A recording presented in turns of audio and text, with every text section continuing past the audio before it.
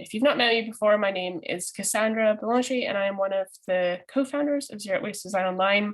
Mylène and Danielle are also on the call, and just saying hello, are going to be kind of part of the discussion, although I'll be like the main host tonight. They're going to be joining in the discussion as well, as we kind of reflect on 2021 and talk about our strategy for 2022, and get some of your feedback about how we can do better, how we can kind of move forward to better serve the community as well. So thank you so much for coming. Just a little note, we are recording, some practical information. We are recording this call. So if you prefer your video not to be on, please just turn your video off. And this call will be made available. In the past, we've had our community calls, or at least since October when we launched our membership, which we'll be talking about. Our community calls have been behind the membership paywall just because we needed some kind of income generating activities to support the collective. But as we're going to talk about, we've come into some funding and we are going to be making our community calls available to everyone. So free access from here, from January onwards, or I guess February, because this is our first one of the year. So you will be able to watch this again if you want, or any of the other community calls. Hopefully within the next week or two, we'll kind of remove them from the paywall as soon as we get a chance to do that. So also we've got the closed captioning, the transcript on. So hopefully for those of you who may not have English as a first language, hopefully everyone can see the transcript. And we were just kind of testing it as we started, and it seems to be quite good in catching the proper words. But can everyone see that? Can I get a nod just that you're seeing that as well? Yeah, okay, that's great. Just during the call as well, or during the presentation, if you can just keep your microphone muted unless you're speaking. If you do want to ask a question, feel free. You can raise your hand or kind of just pipe up. But we'll do a kind of presentation phase of the call tonight, and then there'll be kind of open discussion time as well. And you can use the chat function as well. Mylène and Danielle will probably keep more of an eye on the chat while I'm doing the presentation, so you can put questions and stuff in there as well. Okay, so also, as always, we wanted to say thank you to those of you who are supporting us through our Buy Me a Coffee membership, and also for those of you that contributed something to attend this community call. We really appreciate all of that financial contribution. It really helps us a lot. So thank you very much. You might have realized I have a suntan. I just came from a holiday in St. Martin in the Caribbean. I'm literally got home at midnight last night. I've been working on a community call since the moment I woke up this morning. So if I'm a little frazzled at any point, I'm slightly jet lagged. But I had a lovely 2-week holiday in the sun. Sorry if some of you are jealous. I know some of you are actually in the sunshine, aka Liz over in Australia. But I think it's the first time I've ever been on holiday and actually been excited to come back to Glasgow. The heat was, was a lot in St. Martin's, but it's nice to come back to Glasgow and just have a few months of winter left. So okay. Well, just to talk a little bit about our aims for the call today. So what we aim to do is reflect on our challenges and successes in 2021, and we want to ask you to contribute to the strategy and the next steps for the collective in 2022. So we're going to talk a bit about how we've defined our strategy for the kind of first half of 2022 and what that is in this call.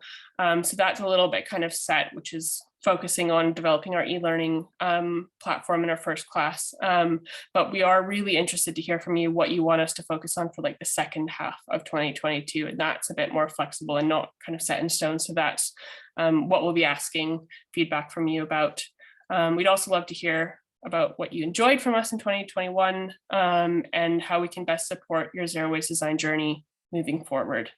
So our intention of the day, we're going to have a reflection on 2021, including our finances. One of the things that's really important to us at Zero Waste Design Online is transparency, and we're very willing to kind of share all of our finances and anything you want to know about how we operate. So we'll kind of be going into not too much detail. We can go into more detail if you're interested. You can let us know, but enough that kind of give you an overview of how we're functioning financially. Looking also at a strategy for 2022. talking about an exciting opportunity where we are going to be hiring someone to join our team in a community activator role. We're going to talk a bit more about that. We're going to be doing polls throughout the presentation as well, just to get some feedback from you. And then at the end, we're going to have an open discussion. We've got a couple questions or prompts that we'd like to discuss with you. We're going to do our best to keep this to an hour. But if anything, the open discussion bit will, if we go over an hour, we'll try and keep that to the open discussion. And those of you that are able to stay on for that discussion, then that might possibly go over an hour, just to let you know. But we'll try and kind of keep the main bit to an hour. Lots to cover today. So looking at kind of 2021 in review, looking at our community activity, we've had 6,983 unique website visitors. We've had 7 community calls, 6 live workshops, both online and in person, 567 LinkedIn followers.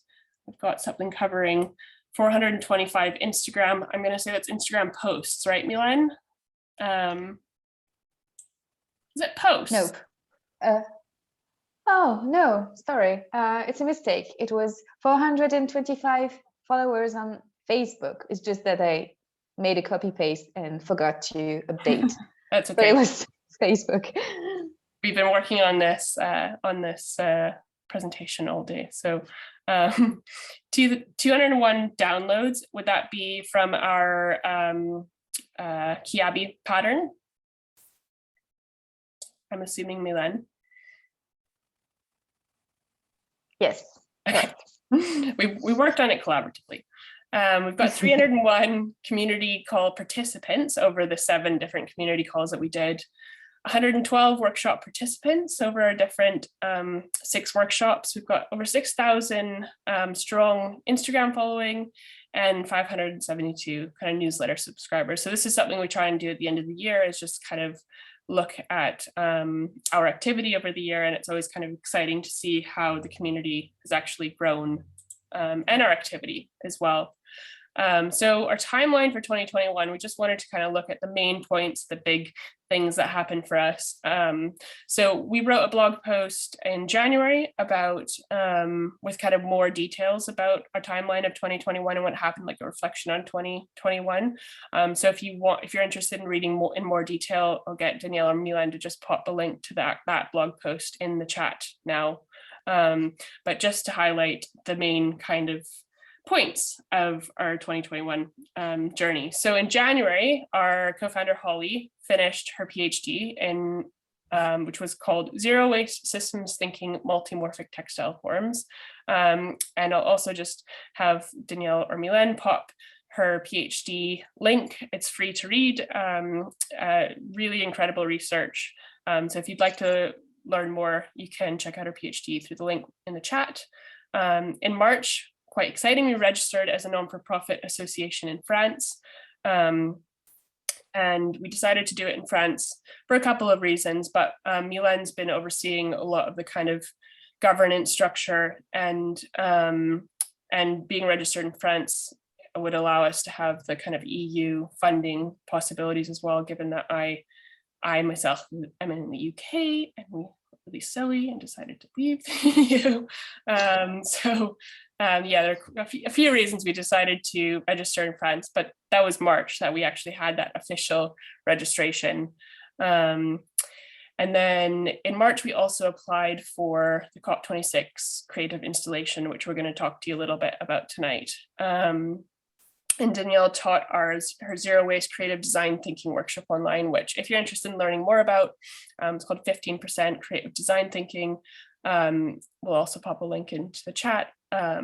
We do have the replay on that workshop available if you're interested in taking part in that. In May, we launched our first DIY sewing pattern, the Kiabi Windbreaker, which is open source. You can download for free or by contribution. Again, we'll pop that in the chat as well. And I think that's where we referred to the 201 downloads was our Kiabi Windbreaker pattern, which is exciting. In September, Liz Haywood, who is part of this chat, as you know, taught zero waste grading strategies workshop online, which is also available in our replay online. And we hired our first intern, Katrine, which I think is also on the call. Hi, Katrine, wherever you are. Katrine did an incredible job for us while she was with us for 3 months, from September to I think the end of November. And that was, yeah, lovely having her as an intern. She actually moved over to Paris to work in person with Mylène, which was really nice. We were, Danielle and Holly and I, quite jealous that we actually got to work in person together, but yeah, that was great. And then Danielle got married in September as well. So that was around the time. Danielle, when did you move? You moved about a month before you got married, or was it a couple months? Yeah, we moved to New York at the end of August and got married like 3 weeks later. So congrats. And then opened MFG like a month later. So it's all. And that's actually one thing I forgot to put in this, was that Danielle then opened her manufacturing facility in Brooklyn, New York. And again, we'll pop the link for that into the chat as well. And we're planning a future community call probably in April, where Danielle is going to be talking about setting up zero waste manufacturing. So if you're interested, keep an eye out for that. The other thing I forgot to put in this actually was that Holly moved to, in July, Holly moved to the Netherlands from Sweden. So she was doing her PhD in Sweden in Borås, and she moved to Delft in the Netherlands, where she is now associate professor in material futures for Delft University. So she's been doing that. I think she actually started in August. So that was a big move for Holly as well. October, we launched our Buy Me a Coffee membership. We realized we just needed to find a way to bring in some more financial support. We're going to talk a little bit more about that tonight. And I started teaching making a zero waste wardrobe, which is a class I'm offering through my business, The Stitchery, in Glasgow. So it was an in-person workshop that I ran at Bond Textiles in Glasgow. And we applied for 2 funding opportunities, and we have some exciting announcements about funding, not tonight, but hopefully very soon. So you can keep an eye out about that on our Instagram. So in November, COP26 obviously came to Glasgow. If you heard about it, the start of November, for 2 weeks, we had all of the big world leaders, about 10-minute walk from my flat, from where I am now. It was very busy here, lots of police presence, very interesting time. And we were selected to have a creative installation. So we applied in March. We're supposed to find out in May, but didn't find out until actually kind of mid-end of August that we were selected. And so we'll talk a bit more about that project. But that was launched at the start of November. And then obviously for 2 weeks, we had COP26 happening and the big climate march and everything in November. We then posted our first job opportunity, minimal waste designer for Decathlon, which Mylène's been overseeing for the past month or so, couple months, which is exciting. And maybe we'll have more information on the development of that at some point. And then I taught 2 in-person workshops, which again, just really exciting to be teaching in person again. I taught 2 intro to zero waste design workshops here in Glasgow. December, we had a bit of a crisis, our first kind of moment of needing to work through some challenges as a collective, which we're going to talk to you about and just be a bit transparent about tonight as well. And after that, we decided to take some time on kind of reflecting and key learnings from 2021 and do more kind of strategic thinking for 2022 and really focus in on what we want to accomplish and how we're going to accomplish that. So that's our kind of reflection on 2021. Now I've already forgotten to do poll 1 and 2. I've realized now that I see poll 3 and 4.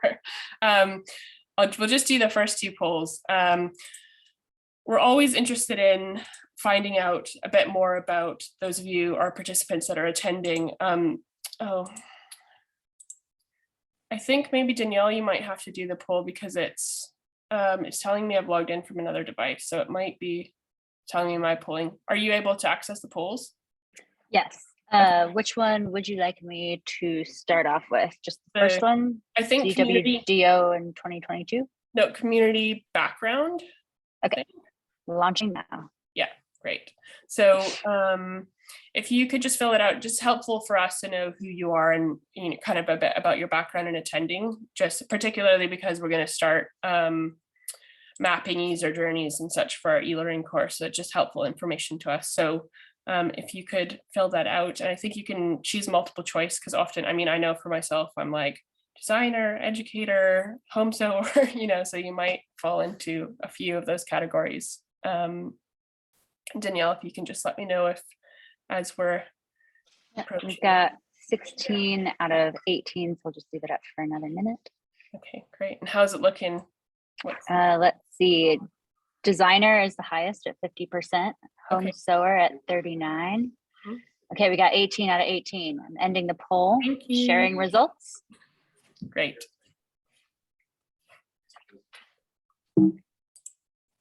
Just gonna go see where our poll 2 was. Oh, community activity was poll 2. I'm trying to remember which poll 2 was. It was relevant to community. Sorry, I had planned to do the polls, and so I didn't tell Danielle. I should have labeled them, but Membership nope, it's not the membership ones. resources. Yes. Resources. So we're What just, resources have you used to date? yeah. So we're just interested in finding out out of the kind of things that we've talked about offering over 2021, what resources have you actually used? We want to find out what, you know, what you're actually using and how you kind of benefit from that. So if you can let us know if you have used any, it's totally fine. If you haven't, if you're new tonight, welcome. New to Zero Waste Design Online. How's that poll looking, Danielle?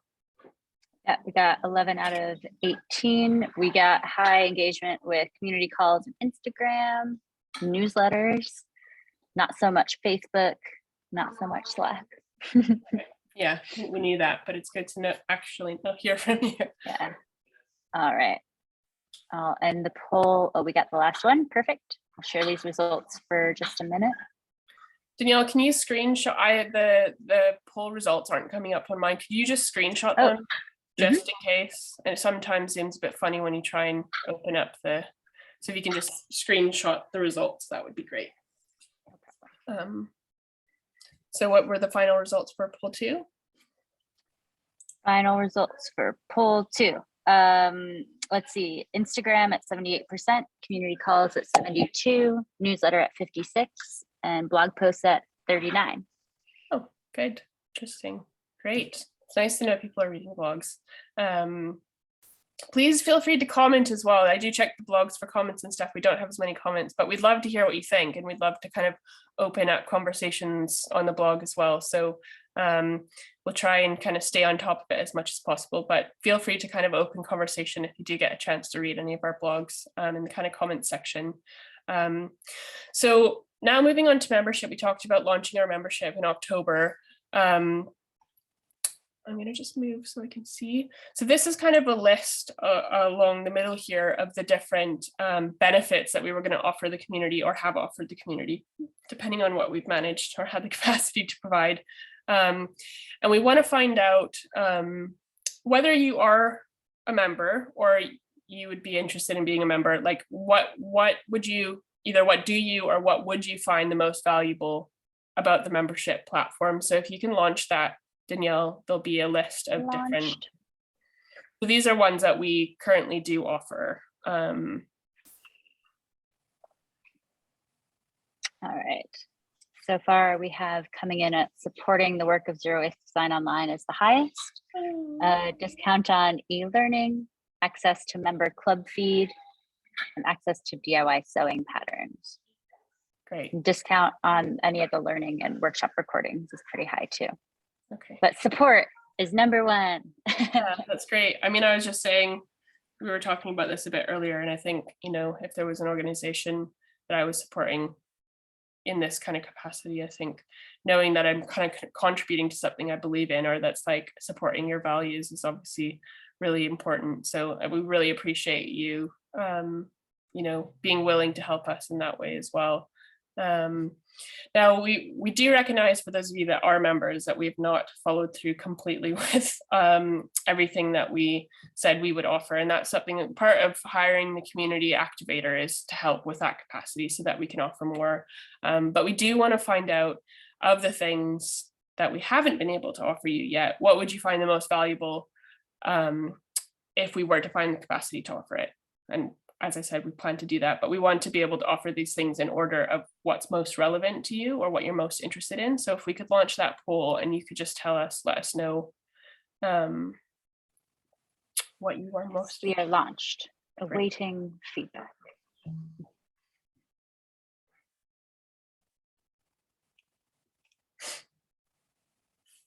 So I've not mentioned it here. All right.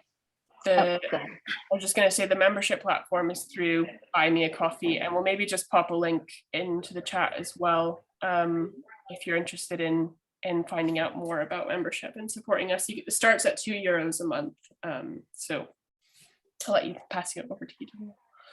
Yeah, all right, coming in very high. Garment show and tell 4 times a year is #1. Okay. Discount on upcoming events and getting involved in visionary meetings are the top 3, with a close 4th as end of year zero waste cocktail party, which, you know, very, very important to my heart. Great. Awesome. Yeah, the garment show and tell would be really fun. So it's great to know that you're interested in that. Yeah, so we're hoping hopefully within kind of 4 to 5 weeks, we'll have the community activator role starting, the person who we hire. And one of the focuses will be on kind of membership and providing some of the events or things that we committed to providing that we've not just managed to do between the 4 of us. So thanks so much for sharing that. Okay, so what I wanted to move on to next is to talk a little bit about the COP26 project, just because it took up a lot of our capacity, particularly mine and Danielle's, towards zero waste design online for a good kind of 2 months. It was completely volunteer. We were given no funding by COP itself. So we had to do a lot of fundraising to make it happen. Basically, what we had proposed to them was this life-size bar chart. As you can see, this was part of our application. Danielle put this together for us. She did a great job on, but we were wanting to build a life-size bar chart that explained visually the impact of waste in the textile value chain from pre-consumer rate to post-consumer. So from design phase through to waste and recycling. So that was our application for the installation. We got chosen. We were one of 20 people that were chosen to be in COP26 out of over 2,000 applications. So, you know, that felt good. And we're very, very excited to be part of this project. Totally underestimated how much money we would need and how much time it would take as usual with these projects. But we ended up needing to fundraise about £35,000 in order to make this work, the project work in whole. And that hasn't included some of the kind of ongoing stuff that Sustainable Fashion Scotland and Bera hope to continue with. And I haven't actually mentioned, so the Generation of Waste project was actually a collaboration between 3 organizations. So it wasn't just Zero Waste Design Online, it was Bera, which is a sustainable luxury women's wear brand based in Edinburgh, in Scotland, and it was Sustainable Fashion Scotland, which is an organization that I was a founding member of in 2020. And is Mari, are you actually here? No, she was signed up for the call. I didn't see yeah, I'm here. Hi, Mari. I was just going to say, Mari, like if you want to add anything. So Mari is also one of the founding members and one of the directors of Sustainable Fashion Scotland, along with Lisa. And yeah, if you want to add anything at all to the COP26 conversation, please feel free to speak up. So this was our application. I think we got these next. This was our title page. This was our entry that we're going to talk about COP26. So this was supposed to be before, but this is just a picture of me and my family at the climate march, which was on the kind of Saturday, I can't remember the actual date, but it was the Saturday kind of halfway between like right dead center in the middle of the event. And I think it was over 100,000 people marched through the city. We started at 11 a.m. and finished at 5 p.m. on probably one of the rainiest and windiest days I remember in Glasgow in a really long time. So we're very committed. Yeah, so that was part of the event as well, was being involved in that. And we had speakers like Vanessa Nakate, who is a Ugandan climate activist, and Greta Thunberg, as most of you will know Greta is, was in Glasgow speaking at these events as well. So it was exciting to be able to be part of that and have that like right on my front doorstep. And we went on, just, I guess, in applying for this project, it was about taking advantage of this opportunity to share, to talk about waste in the industry at such an important event. So this is the, oh yeah, Liz? Did it bear fruit? We are going to talk about that. Right. Yeah, I am going to answer that question. So I'll get to that in the next slide or so. This was the installation. So we weren't actually allowed in the blue zone, which is where it was. It was kind of delegates only during COP26. So we weren't able to get a photograph of it when it was kind of all happening, but this is the kind of setup photo when we had it all set up. And so you can see the kind of bar chart shows the different stages and the amount of waste, percentage of waste for each stage. And what we did is we had an organization for each stage of the textile value chain, presenting solutions to the problems of waste in that section, that part of the value chain. And then I don't know if you can see the iPads here, we had interviews with global voices working with kind of issues around waste. So we did interviews, and kind of also each organization spoke a bit about waste. And so there was iPads as well. They're kind of reflecting on that. So that was the kind of final thing, COP26. But a big part of what we were doing was also providing a kind of legacy through website. And we do have a website, which is just generationofwaste.com, and also Instagram, and that the information and all the videos and everything's on there. So if you're interested in learning more, like, please visit that, use that as resources, share it. If you're an educator or teacher, like, share it with your students, pass it on, share it on Instagram as much, we'd love this to be used as much as possible.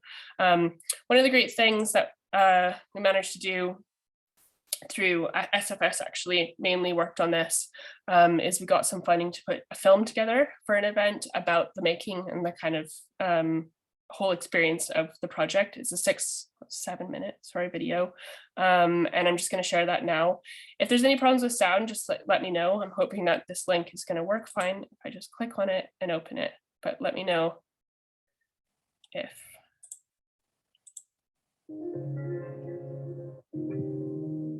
Hi there, my name is Mary and this is Lisa. We have been given a really exciting opportunity to present an exhibition or creative installation at COP26 this year in the Blue Zone. So it's a really good opportunity for us to educate the people with power about the impacts of fast fashion and some of the solutions happening around the world, and to educate them and influence their decisions on what action they take going forward. Generational Waste is an exhibit and a bigger project that is a collaboration between three incredible organisations, so Sustainable Fashion Scotland, Zero Waste Design Online Collective and Vera. It is a physical exhibit currently taking centre stage at the Blue Zone in COP26, and the aim of it is to powerfully communicate the impact of the textile waste, the extortionate amounts of textile waste, created by the fashion industry on both climate and social issues. The issue of waste in the industry being as big as it is, I think most kind of everyday citizens don't realize the impact of the waste on the environment and socially as well, particularly on people in the global south. When you buy a garment, most people don't know that in the making of that garment, so in the design process, the garment production particularly, 15 to 25% of the fabric is wasted just when it's actually cut from the pattern. So immediately, you have 15 to 25% garment waste, and that equates to about 60 billion square meters of waste annually based on 2015 figures. So the amount of waste in that process is huge, and most people don't recognize that. Some of the problems also are around waste ending up in the landfill. So most of the factories or manufacturers that make our clothes are located in the global south. So this textile waste, cutting room floor waste, actually ends up in the landfills in the global south. And often they don't have the infrastructure to really deal with that level of waste, and it becomes really problematic for the communities there.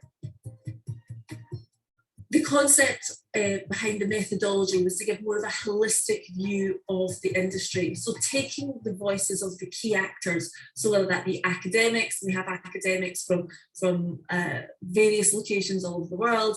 We have companies from the global north and the global south. We have change makers, people that are lobbying governments, bringing all of these voices together to talk about waste in such a dynamic format as the exhibit and the videos really helped us pull together something quite comprehensive and holistic, and gave us a really strong call to actions. It became very apparent that most of the blame for waste is placed on the consumer. The producer needs to take responsibility.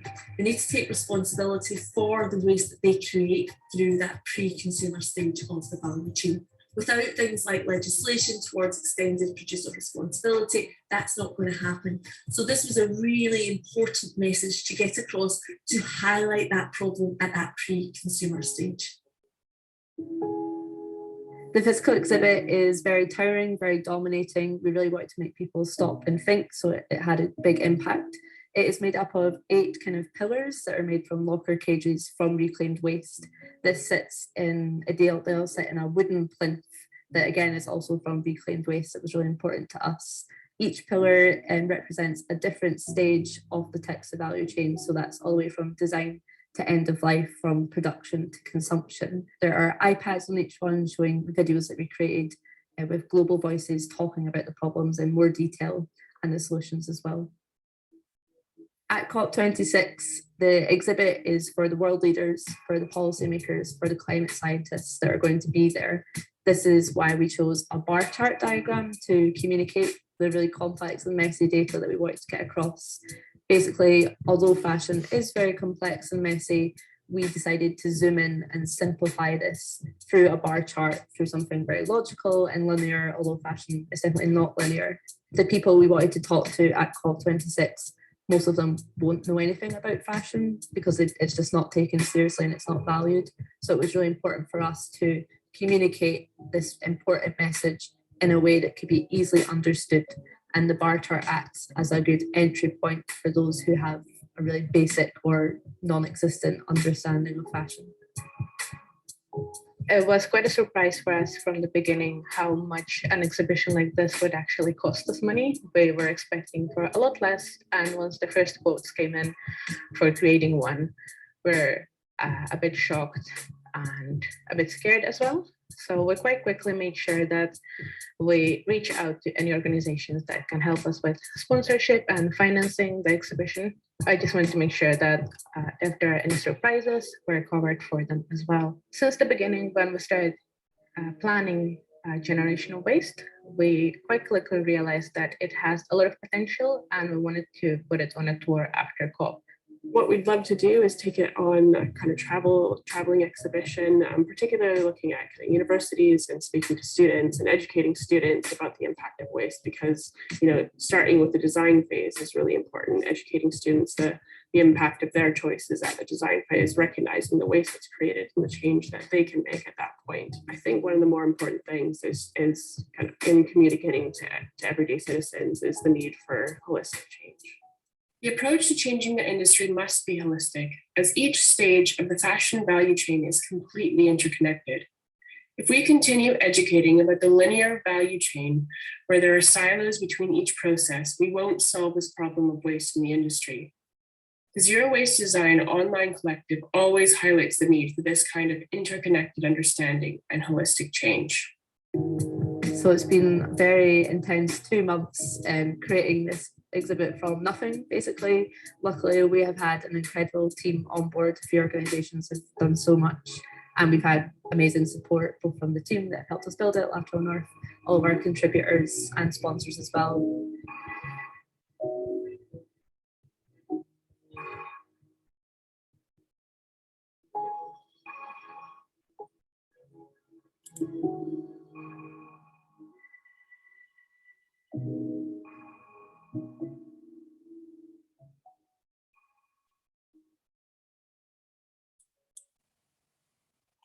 So that was our project. That is, yeah, what I guess a bit about the process and why we did it and how we did it.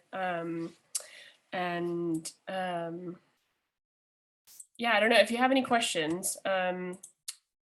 We can maybe, just so we can get through the rest of the presentation, we'll maybe take them at the end. Just if there's anyone that does need to leave kind of right on the hour mark, you'll be able to head off and then you can kind of keep them or put them in the chat. We'll try and answer them afterwards.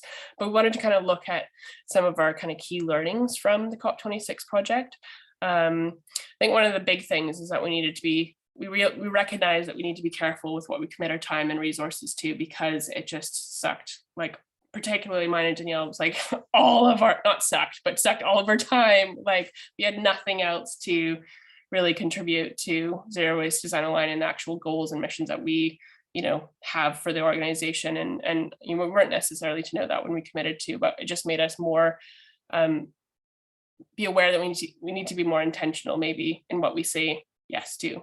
One of the other kind of more challenging things, or some of the more challenging outcomes, was just working with maybe different agendas from the different contributors. So between the three organizations that were involved, you know, having kind of some different ideas about maybe the specific outcomes of the actual installation and working through those kind of differences. That was something that yeah, was new, and I guess we learned a lot from as well.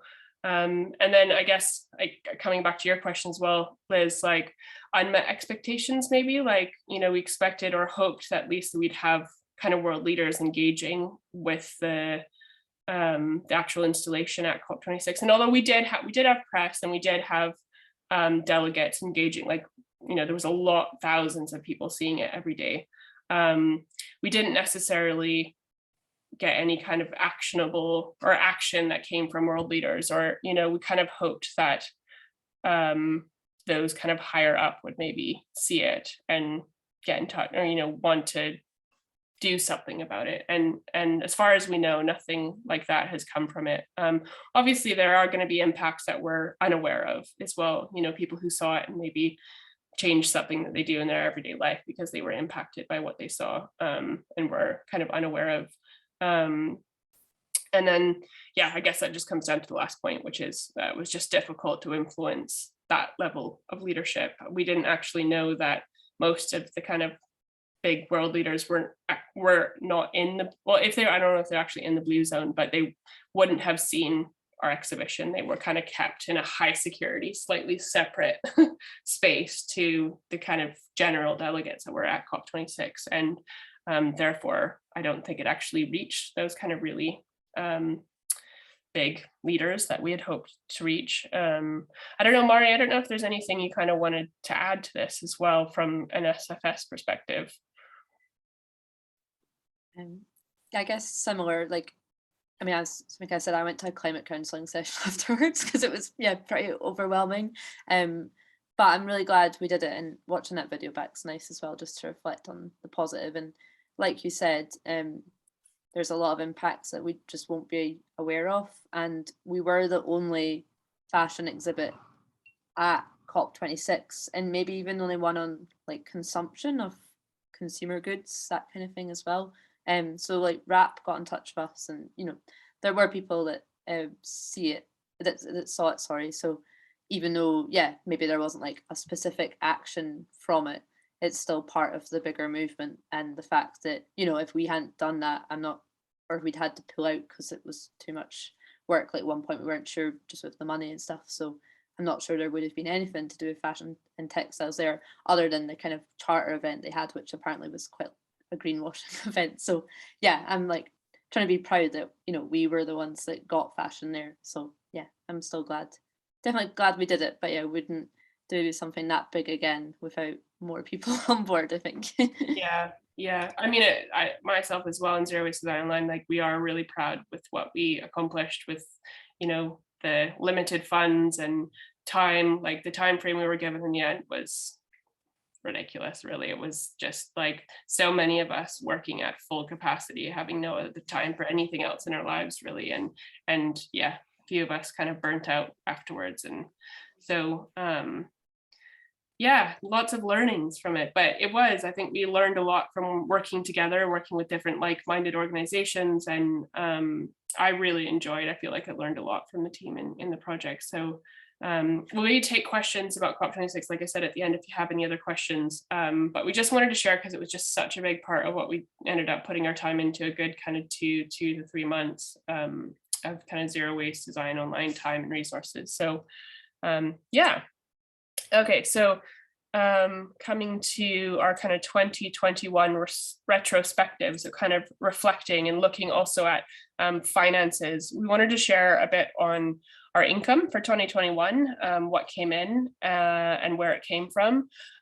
So you can see here, I'm not going to kind of go through each one specifically in numerical value or whatever, but if you want to look back at this in more detail, or maybe we'll do an Instagram post so that you can look at it closer as well and see it in detail. But a big part of our income is through consultancy. So we started a kind of collective consultancy project for a brand for decathlon. So the 4 of us were working together on a zero waste, on some zero waste garments for a yoga brand. And that in the end, kind of Mylène took over the project and finished that up as we kind of learned about working together and working with decathlon and how it was best, the most kind of efficient way of actually completing the project. But so 65% of the income for Zero Waste Design Online in 2021 was from that consultancy. And then you can see kind of live workshops, our memberships, the Buy Me a Coffee, donation for access. So like people donating for access to, I would assume patterns, as well as, correct me if I'm wrong, Mylène, but community calls. Yeah, correct. So Mylène oversees all of our finances, which is why I'm asking her questions if I'm not 100% sure. Which is a lot of work. And then, recorded courses or replays for the 15% workshop we mentioned, and Liz Haywood's grading workshop, and just kind of general support donations. And then we also had 5,000 euros from personal funds for kind of cash flow reasons as well. So we personally supported the project. Looking at expenses for 2021. A big part of our expenses, social media marketing. So the content that you're seeing on Instagram, LinkedIn, newsletters. Sorry, I just need a drink of water.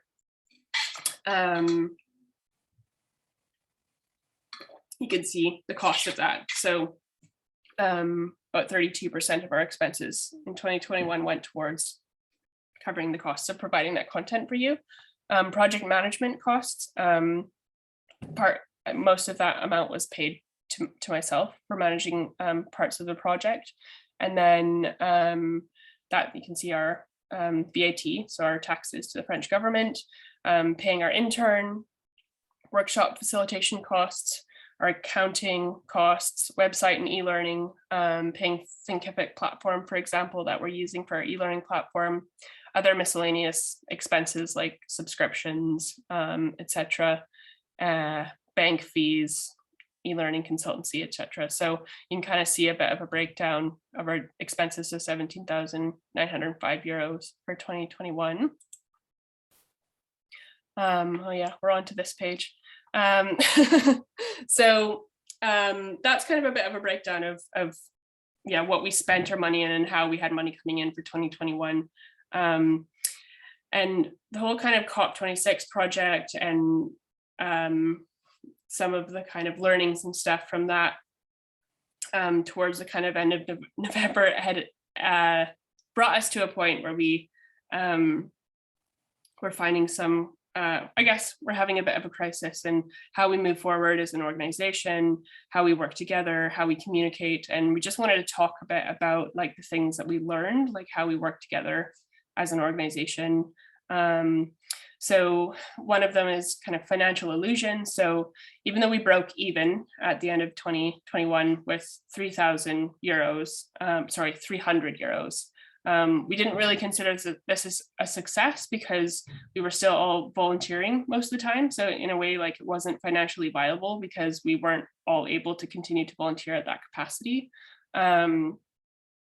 Invisibility, like just recognizing that a lot of the work that goes on behind the scenes maybe isn't understood. And that's something that we're interested in talking more about if you're interested in learning more about.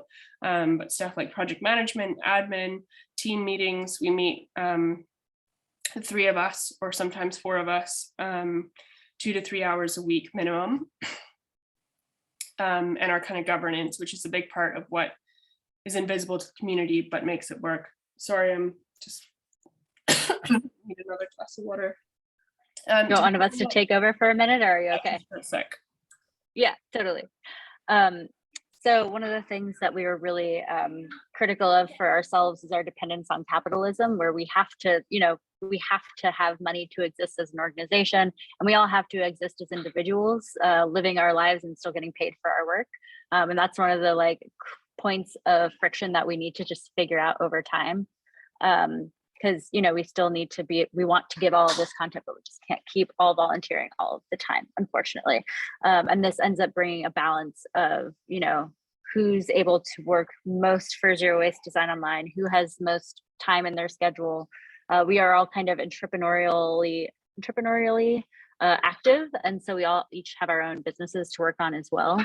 And so like just finding that balance was towards the end of this last year was kind of a struggle, especially when we overcommitted and got involved in way too many projects, and we didn't spend enough time actually understanding or remembering what our core goal is, to provide an education like learning platform. We felt that kind of like got escaped a little bit through some of the projects we worked on. A lot of us had a lot of mental health challenges towards the end of the year as well.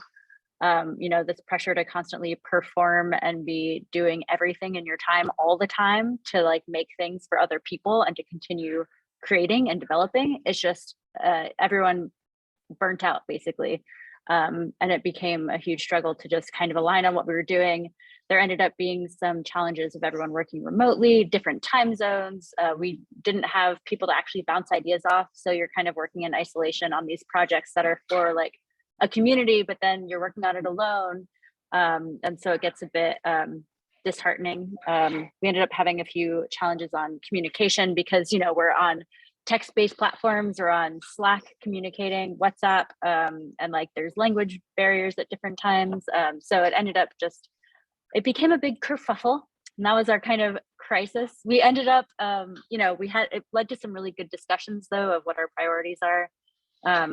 I don't know if there's a separate slide on this, but we had to really talk about our governance structure, where, are all 4 of us at the same level? Does everyone need to be there to make decisions together? That kind of thing. I'll let one of you guys take over on that conversation a little bit more, but yeah, so that's the kind of roundup of the end of the year. Thanks, Danielle. Thanks for coming over. I just had a bit of a frog in my throat. Yeah, so basically that was the start of December when we were all like, oh, this is too much. What are we doing? And we had a team meeting basically where we just kind of needed to reassess and rethink through everything. That was our little picture from our little Christmas team party. We're not giving up. That is what we've decided. So we're going to keep going. Resounding no on that in case it wasn't clear. Keep going for 2022. But what we wanted to do is really refine our objective and really define our long-term goals. So we had a strategy session where we specifically thought about what our goals for 2022 are, and our long-term goal, which is developing an e-learning platform that is financially, emotionally, socially self-sustainable and allows for further development, kind of as a main mission for Zero Waste Design Online. So this is specifically our objectives that we came up with for 2022. And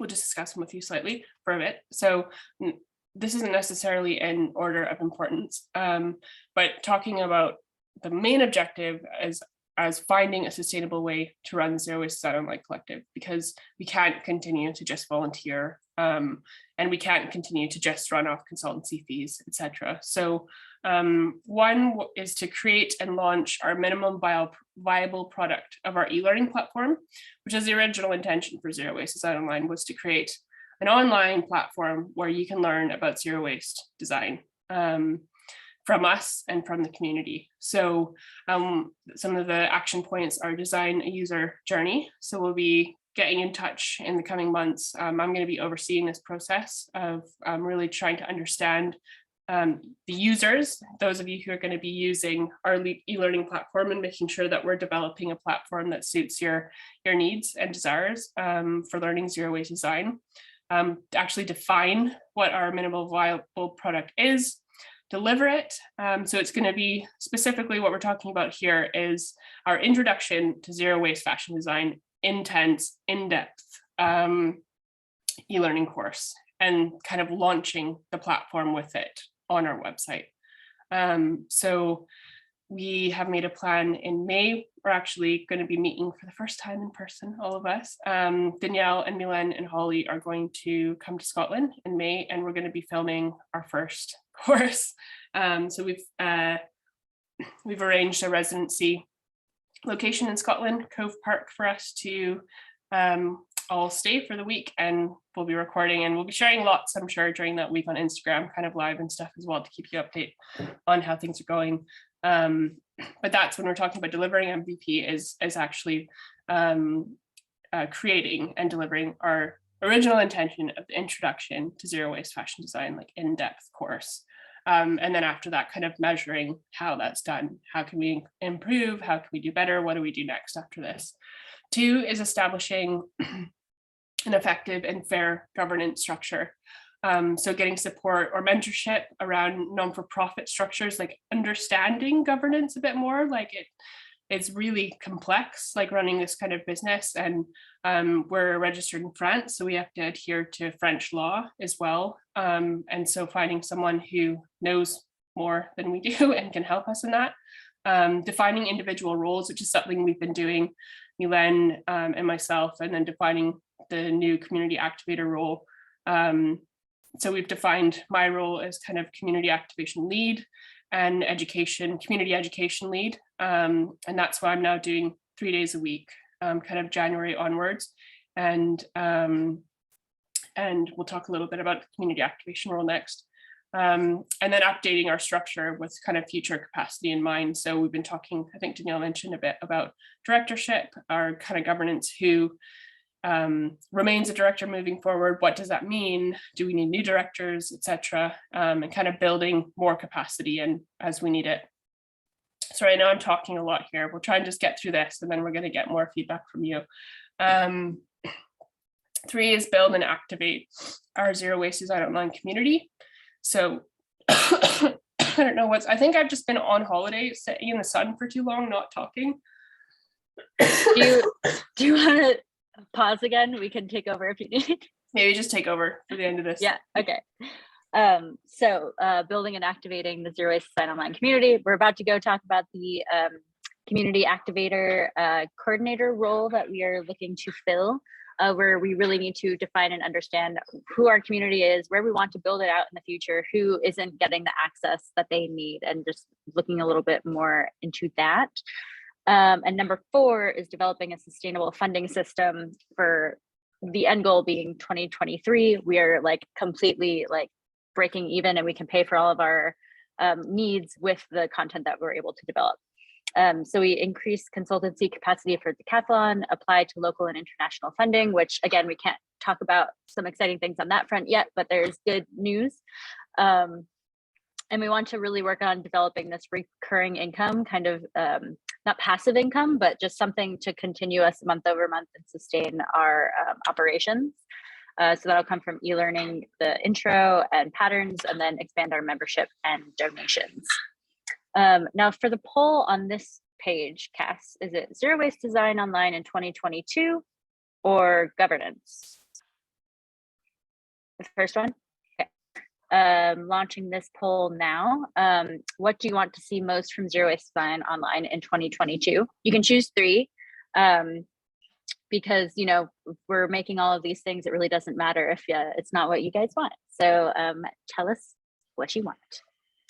No pressure. Oh, Cass, did you say something? I think you're muted. I think I'm unmuted now. Yeah, you're good. If we've not included something that you want to see from us, please include it in the chat as well. Like we might not have included something that you're hoping or wanting to see from us. We're going to go through the chat kind of afterwards and look at all of your responses. Okay, we have some good, like really close ties on all of this. The e-learning course is first, with zero waste designers and pattern directory right underneath, then zero waste patterns, and then community calls. So that's pretty much like where we've been feeling that we're wanting to go. So that's some good alignment right there. That's amazing. So good to hear. Yeah. Okay, I'll end poll and share the results. And screenshot. Yeah. And we have one comment from Erin. My other vote is a directory of patterns that people can sew up and sell to other people. So Okay. that's a good thing to have. Great. In our back pocket. Mm-hmm. Awesome. Thank you all. That's great. Thanks so much for your feedback. So one of the other things kind of off the back of what we've been talking about and what our strategy is for 2022 is figuring out the funds we need in order to do that. And again, for 2022, we are gonna, or Mylène specifically is gonna be doing consultancy work for Decathlon for their minimal waste team, which is something we might talk a little bit more about moving forward through Instagram. I don't know, Mylène, did you just hit your unmute? Did you want to say anything or? Well, no, not really. Just that, yeah, maybe just that for the next 3 or 4 months, I'm going to work 3 days a week for them to be able to fund the CAS mission and the community activator mission. This is the only way we found to be able to fund those roles. Yeah. So because we applied to funding, but as you may know, funding takes a while. And so we haven't received answers or received budget yet. So we need to move forward without, you know, international or local funding. So that's the only way we found to keep moving forward. So basically what Mylène is very generously doing for us is she's able to get income support through the French government. She legally is able to kind of work on a business startup at the same time as working for Decathlon, and she's contributing the consultancy fees that she earns through Decathlon to Zero Waste Design Online. So basically funding us through that consultancy. And that's a big part of our funding for this year. So you can see 50,000 euros. So that's a big part of where our funds are coming from. Also, yeah, and that, as you said, will be covering my income. I'm in a position moving forward where I just can continue to volunteer my time. So I'll be paid for three days a week. I'm earning 20 euros an hour, which is the same rate or similar that we'll be paying the community activator. And that's 21 hours a week. And then we have our other running costs, which we have kind of broken down previously. Our accounting and meeting together in Glasgow is going to cost about 3,000 euros as well. So that's our kind of fund. So costs currently for 2022 are 86,000 euros, 800, which yeah, it's a lot more than 2021, but I guess we are growing in capacity in what we want to do, and fortunately have this opportunity to receive funding through the Decathlon consultancy. I think there's poll 6, I think the second last poll, which is... Sure which one that is. There's interest in governance and Zero Waste Sign Online directory are the last two I have. All right, so this one is interest in governance. So obviously what I'm doing is kind of going into the kind of personal side, or being a bit more transparent about what we earn and our funds and stuff like that. And what we want to find out is, what are you interested in knowing? Because we're willing to be transparent, but we also don't want to take your time to talk about these things if you're not necessarily interested in knowing about them. And in what capacity do you want to know? Would you prefer us to do a community call like this to find out about it? Or would you prefer us to do a blog post, for example? But a lot of the behind the scene work is governance.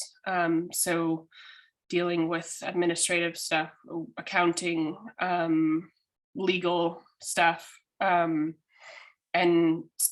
setting up a non-for-profit. I mean, Mylène and I right now are kind of setting up HR processes and stuff for hiring, and developing new roles and stuff. And are you interested in this kind of information? So if we can just launch that poll, you can let us know what you're interested in. I can't remember what all the options are, but maybe you can read them out, Danielle. The options are yes or no. Oh, okay. So are you interested in finding out more about the things I've just talked about? Couldn't resist. That was too funny. Okay, so we got 16 out of 19 people answered. 88% are interested, so that's very good to know. Okay. Yeah, we can segment that out a little bit. And we have another comment.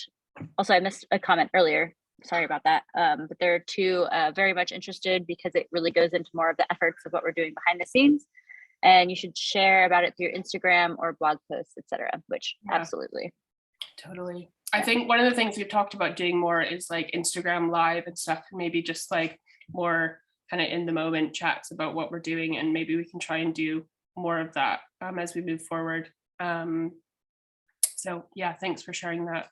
And if you have any other kind of comments, and we can talk about the discussion time. I realize it is 3 minutes past the hour. I'm really sorry if anyone has to go. Almost at the presentation, and then we'll go into discussion. So we are hiring, as I said, a community activator role. We are planning to have this up on the website by the end of next week, second week of February. So what are we looking for in this new role? We're looking for someone to help us with the activities related to the development and support of our online community. So at the moment, I'm kind of overseeing most of that. And although I love it, it's a huge, it takes a lot of capacity and a lot of time. And I really want to be, well, my time really needs to be going also to developing the e-learning course. And so having someone else to come on and take over that, myself and Mari, who's been working for us in this capacity, has been working on this. But yeah, so it's supporting our online community.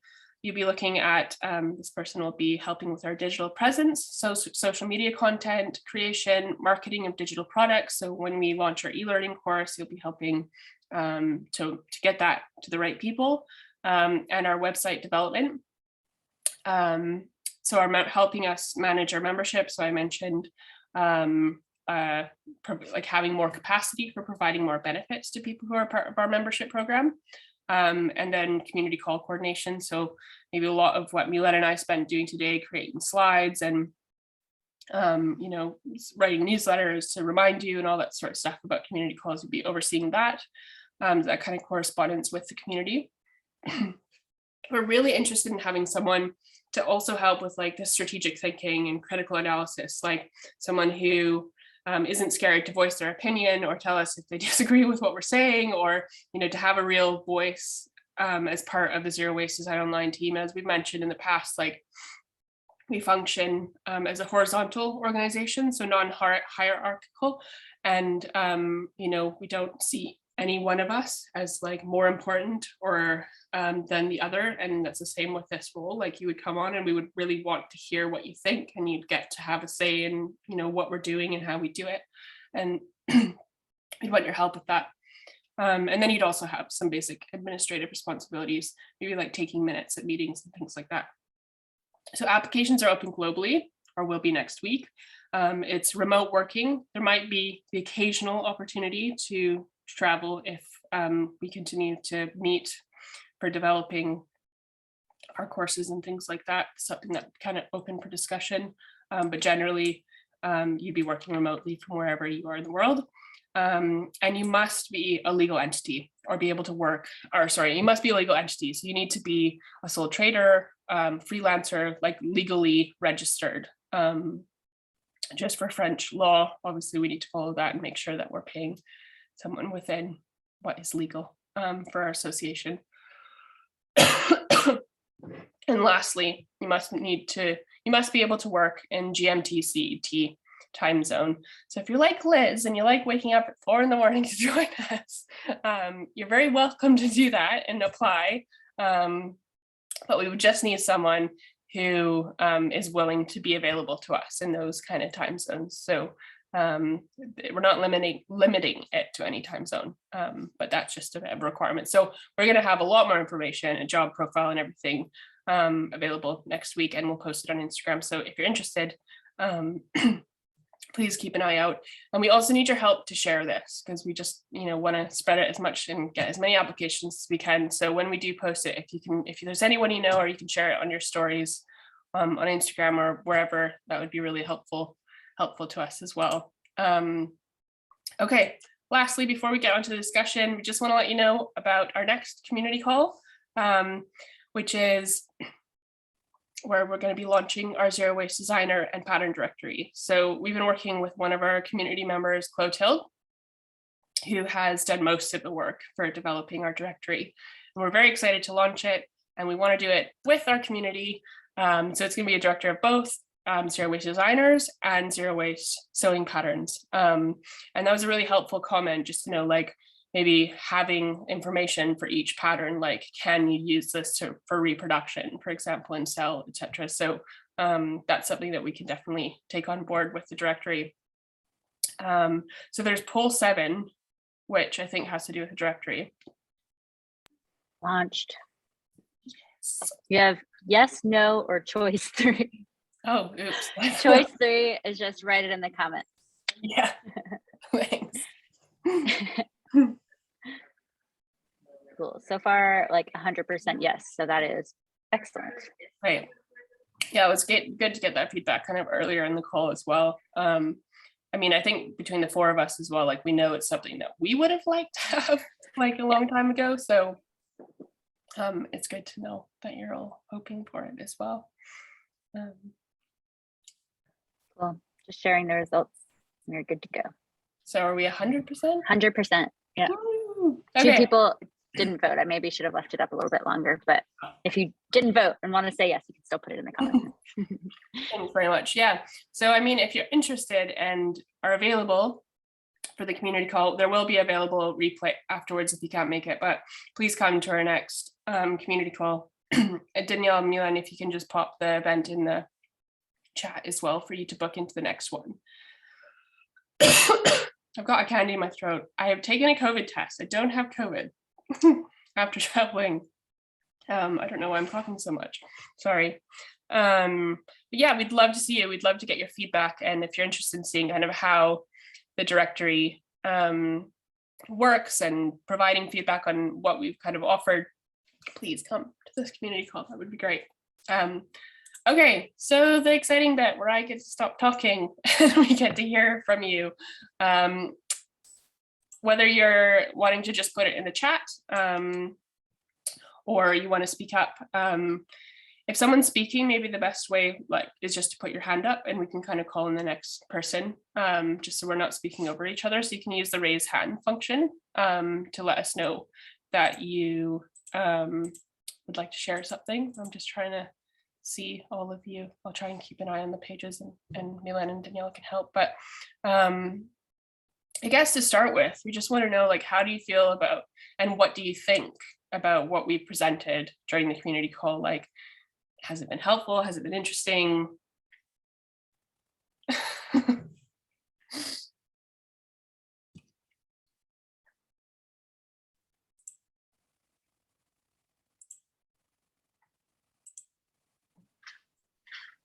Okay, so Lyndall raised their hand, and Jane just added into the chat. It's super informative and very interesting. So thank you, Jane. Lyndall, go ahead. Apologies if I said your name incorrectly. No, you got it right. So that's good. Yeah, I just wanted to say that to me, the most valuable part of Zero Waste Design Online and these calls is the community. It's the other people, because just like, especially, I mean, COVID exacerbates this, but it feels like I'm really on my own as I'm trying to I'm trying to develop a zero waste fashion business myself, but I'm not really motivated by business reasons. I'm much more motivated by people and community, and being able to contribute and be part of something bigger than myself. So this is really helping me, just knowing that there's other people out there who are into this, and then I can kind of like take that energy and build on it and work towards stuff. So it's like, it's your existence that is really, really helpful. And so on that note, I want to say, like, the stuff that you're doing is good and it's helpful and I love what you're doing, but it's also your person and your like each of your own personal journeys and what you're working on, and like you as human beings that are also super important to this process. So I love to hear like a little bit of your personal stories too, and your thought processes and what you're going through. So yeah, just keep it up. And I really value this. Thank you so much, Lyndall. That's so lovely to hear. And I mean, that was the next question as well, is like, are you actually interested in learning about our personal experiences? Because we're very willing to share, but we just want to make sure that that's something that you're actually interested in knowing about. And we did actually write a blog post about kind of our personal reflections from 2021, which we can add in the chat as well if you're interested in kind of reading more. We just decided to keep that slightly separate from the kind of general reflection on 2021. But yeah, we're very happy to kind of share if that's something you're interested in knowing. I mean, for me, it's the same, like, and even like having Danielle and Mylène and Holly, like the four of us, like I could never do this on my own. Like I wouldn't make it. It's too big and it's too, you know, and the community, having, you know, the community driving it and having each other is, for me, I mean, I've run my own business for 10 years and it's very isolating being on your own. So that kind of togetherness is such an important part of it for me too. Yeah. I don't know if anyone else wanted to comment. We have quite a few comments in the chat. I think everyone's probably got lots of ambient noise, but I can go ahead and read that. Oh, Lara's raising their hand. Yeah. Yeah, yes, go ahead. Lara, and I just recently discovered Zero Waste Design Online, and I think it's amazing. I've been looking for something like this for a while, ever since I read Holly's book. I've been in, I learned about today thanks to Mylène, if I pronounce that correctly. And I think it's really useful as well. Thank you, Lyndall, for sharing your experience, because it's, for me as a newcomer, it's really useful to see what other people are out there in the community. Like I run organic cotton and ethical lingerie brand by myself, which also feels very isolating, especially with the COVID. So I can really feel what you were saying. And it's really, really the community that I used to go to a co-working space that is now closed. So the sense of community and a feeling you are not alone out there, and there's other people like-minded and like sort of posing the same purpose. It's extremely useful, and also to know a bit more. I can see there's some like makers, crafters in the community. Some people maybe also running their own brands, some freelancers. I think it's really useful to get to know a bit more of what sort of what type of other members are there, to see if there could be some collaborations or some sort of I don't know, cross-beneficial thing, because I think that's one of the greatest things about a community like this, sort of like people helping each other, or maybe sharing, or yeah. Yeah, I mean, it would be amazing to have a kind of membership directory at some point. There's going to be kind of a little bit of capacity for that within the directory, but our Slack forum, I don't know if you know about our Slack forum, Laura, but that's kind of what we have for that kind of, apart from Instagram and kind of socials and stuff. We developed the Slack forum for that reason. So there's different channels on, you know, home sewing or Clo 3D or, you know, different specific topics you might be interested. You can add yourself to those channels, and then, but we kind of need to be slightly more active on those channels, and we need the community to be slightly more active. It's one thing that's not been used as much in the last year. It's something we either need to put more effort into or find a different way of creating community outside, you know, continual conversation outside of the community calls. But it's just so helpful to know that that's also what you're looking for and benefiting from. So that's amazing. Thank you. Can I see you, Rochelle? That's the hand up. Hi. Sorry, I was only able to arrive here a little late, and I have to say that I am a fashion designer by heart, let's say, and I have a business in Brazil.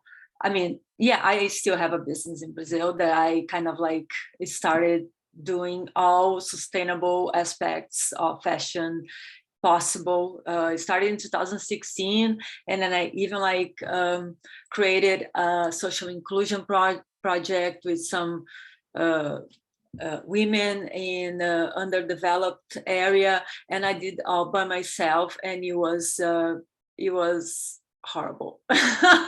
No, it was beautiful. I've met so many people. I created so many cultural projects and products, and but it's when I think you guys are talking about capitalism, you know, I kind of notice that there's some kind of like positive and green capitalism, that you use that to get more people involved and more people to understand that, because sometimes, unfortunately, you know, what you guys do, it's so crucial for our future, because I am also a believer that fashion, that zero waste fashion design, it will help to save the world.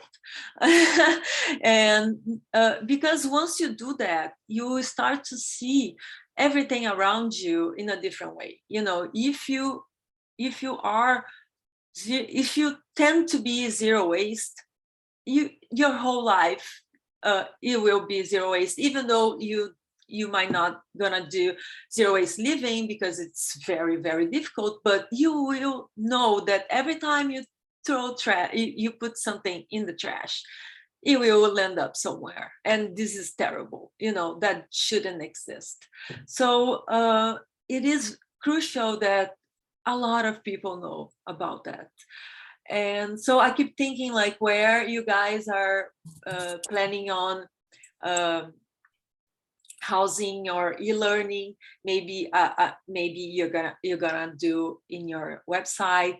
But you know, there's so many e-learning platforms, even LinkedIn, that I'm sure people would be willing to support. You know, because it is very important. And then I wrote several notes here, because I believe in you and you guys inspire me to continue. Now I moved to a more like an artistic expression of zero waste. I'm doing a master's degree in the US in creative technologies. So I am actually going to do an installation focus on zero waste, and also like a lecture for the community here. And I want to try, I want to help to, and if you guys can help me to kind of like continue sharing the word. And yeah, I would like to know about the e-learning platforms, that what you guys are thinking. Say that last question again. I just didn't. Yeah, I would like to know where you guys would like to house your platform for e-learning. Yeah, so at the moment we're planning to use the Thinkific platform, which would be integrated into our website. I mean, potentially we'd be interested in hosting it on other platforms as well if it's going to reach more people. I know, what's the Spanish one? Domestika is a really great e-learning platform. Sorry. No problem. Yeah, so, you know, if anyone has any ideas or other places you think that we should be trying to feature our work on, or creating new courses in the future for, like, please let us know as well. But at the moment, it's through our website using Thinkific. Mm-hmm. And have you guys thought about trying to connect with universities and school to offer, not to really offer the course, I guess, because, you know, you would have to go through the university itself, but maybe like to market that, you know, to have them market for you. I don't know. Yeah, I mean, we plan to approach universities and colleges and stuff to kind of offer the course through kind of a package for the university, for example. It's something that we've thought about and will be in our kind of marketing strategy for this first course, definitely. And our capacity to do that will just depend on how much time we have. We do also teach for universities and stuff. Like, we do freelance workshops and stuff, and we have one coming up for a German university in March where we're going to be teaching a 3-day intro to zero waste design sort of workshop. But yeah, definitely we want to kind of, this will be so relevant, particularly this course, for students, and so we'd want to make it accessible as possible. And like, on that note as well, like, accessibility is super important to us, and we know that not everyone can afford our courses as well. I mean, our courses, this particular course is going to have to be at a price point that allows us to meet our goal of that financial sustainability. Unfortunately, we exist within a capitalist system where we need to have that sustainable financial sustainability to function, you know. But we also want to research and look into ways of making it accessible to people who can't afford it. And to be honest, if someone were to email us and say, I really want to take this course, but it's out with my budget or whatever, we would work with someone to allow them to pay what they can afford, or provide it for free for those that, you know, don't have the funds.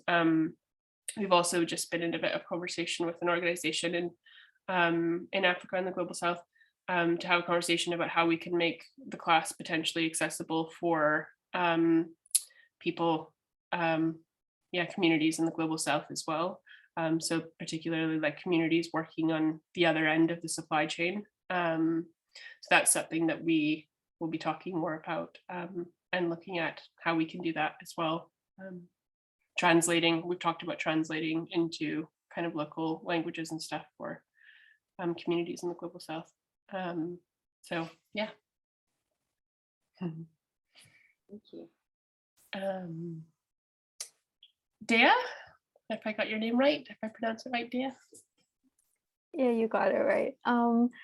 Well, one thing I wanted to talk about was for Slack, it's, at least for me, it was a bit confusing, like, to sort of like understand how it works and all of that. And it keeps deleting from my phone because I never have any space. So it automatically just like disappears. I was thinking, because everyone is talking about the community, and I do want to see the community sort of get involved a bit more with each other as well. Like, I would love to know what projects and things everyone's working on, if they need help with anything, and how, you know, we can all help each other. So I was thinking maybe if we could have like some sort of Google Sheet that is accessible to members or the community somehow, where people can post like the projects they're working on, maybe the challenge that there's, you know, some sort of place that they're stuck at. Like if I'm making a zero waste phone cover and there's something I can't figure out, then if someone else knows, they can sort of type that in. So the community kind of gets together like and help each other. Yeah. And it's easy if it's on Google Sheet or something simple, so that everyone can kind of use it and they don't have to like get a new app or something, and they sort of everyone kind of knows Google Sheets. Yeah, that's a really good idea. I mean, again, it just comes down to accessibility. And I mean, I only started using Slack after we started the collective. And so it was new to me, and it's just like another step you have to take in order to, you know, download an app and remember to check it. And, you know, it's not like we don't want to like add another thing on to the list of things already in everyone's kind of everyday life. But yeah, I think using the kind of Google collaborative forum in some way is a good idea. So we'll definitely talk about that. And in the meantime, if you have any questions or you need any support, I mean, feel free to email us, feel free to DM us on Instagram. We're not as good at checking Facebook. We're not as active on Facebook, or hopefully Community Activator will be more on top of that. So sorry if you've ever commented on Facebook and not heard back, but yeah, just get in touch with us and we'll try and help or put you or post it on the Slack forum for you if you're not there, if you're not able to do that. Or even put a post on ours, like a story on Instagram, something like that. Like, so just get in touch if there's any way that we can share your project or what you're needing support with. All right, thanks. Yeah, so I guess, I mean, the third question is just about the Slack forum. You know, have you used it? If so, have you found it helpful? Obviously, there's been a bit of feedback on that. For anyone else that has used it, like, do you have any constructive feedback? Have you found it helpful, or have you found it just kind of confusing? I've found it a bit confusing at times, to be honest, as well. We use it for all our kind of internal communication generally. Well, we use Signal now instead of WhatsApp for our kind of text messaging internal communication. If you've not heard of Signal, you can check it out. Mylène, it was your idea to use Signal, wasn't it? Yeah, it's the same as WhatsApp, basically. It's just that it's not owned by Metaverse, Facebook. So yeah, I've seen a few comments in the chat about Facebook. And initially, when we thought about a forum, we also thought about why not using Facebook, because Facebook is widely used and there are a lot of sewing groups. So we thought about it, but the fact that it's part of, you know, the Facebook group, but also personally, I tried to escape from Facebook. So we tried not to use it, but if at some point, like, the whole community say that this is the place we should go to create this forum and to engage, to make the community engage more, you know, the people between each other, etc. We might consider it, maybe we can do a vote and figure out if this is the best. I don't have the answer. Or even a Signal group. For example, I was going to say WhatsApp, but we're trying not to use WhatsApp. Yeah, but the thing is with Signal is very messy. I mean, it's just a text messaging. You cannot categorize the post by topics, though in a Facebook group, it's really well thought in a way that you have different topic with different questions. And it's also, you have managers of the group, so you can really, manage it in a way that you don't have a lot of what's the word, people trolling or this type of thing. Not to throw another option in the ring, but we've been using Discord for a lot of work on our end here. I don't know if anyone is on Discord, but that could be another option. I know that it's becoming a lot more popular, and it's less corporatized than Slack, I would say. So just another option if we're thinking about best platforms. Okay, I've not heard of Discord, so great. It's used a lot in the gaming first, I think. Yeah. But it's quite similar to Slack. I don't see much difference. No. Is that Katrine? Yes. Yeah. Hi. Yeah, well, maybe we should check it out as well. I mean, obviously there's like so many options, and it's just finding the one that most of our community uses and it's most accessible to our community. And even like, I think it was Dea who commented on Google Sheet or something. If even just setting up something simple like that for now works, then we can do that and just see how it goes. We're willing to kind of just try things and see how it works and improve on it and etc. So yeah. If we just kind of move on to the last question as well, just wondering if you have any kind of general constructive feedback for us on like what we can improve on, or what have we got wrong, for example. Like, I know it can be hard sometimes to share maybe what seems like negative feedback, but we're really open to that kind of constructive feedback, just in order to listen to the community and to grow and to get better at what we're doing. So if there's anything, I set only 3 main goals for 2022. That was our initial intention. We had 3 goals and now we have 4. I think there's a 4th one. So it was like community, governance, e-learning, MVP. And then what was our 4th one in the end that we ended up feeling like we had to add on, Mylène? The finances, of course. Finances. We tend to always forget it, but it's very important. Yeah. I know, like having focus, and like there's been a few things that have come up even in the last month, and I'm just like, I've been able to easily say no to, because it doesn't, or even take an extra hour to do this, like having that specific focus. If it doesn't meet these strategies within my time for Zero Waste Design Online, then we're not going to do it. It's been a really helpful way to start the year. Yeah, and we've been approached by different companies or people asking to work with them on projects, and basically every project now has to meet those criteria of, is it fulfilling one of the needs that we have set forward for the year? And if it doesn't, we're just not going to accept it for the time being. So it's helpful for us to be able to prioritize. And we will, like, if opportunities come up and we can't take it on, we'll always share it with the community as well. We post it on Slack or put a story up, or so like if it's a zero waste opportunity that we are not able to take, again, having like a good place that everyone gets to see that is great. But we'll always try and pass on those opportunities to other designers or parts of our community. Clotilde is sharing a very good point about accepting that things might go slower than expected.